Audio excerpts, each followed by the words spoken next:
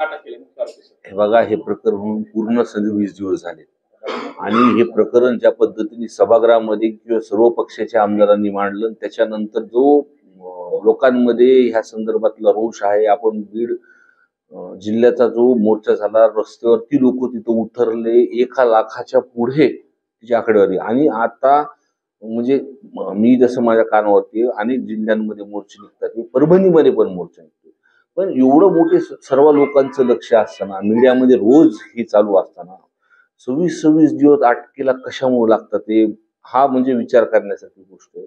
आमची पहिल्या दिवशीपासून मागणी आहे की हे जे काही मुलं आहेत, ती कमी वयाची मुलं आहेत, ह्यांना ज्यांनी करायला लावलं तो मास्टर माइंड वाल्मिक कराड आहे. दुसरा प्रश्न की मी पहिल्या दिवशीपासून सांगतोय की हा मास्टर माइंड आहे.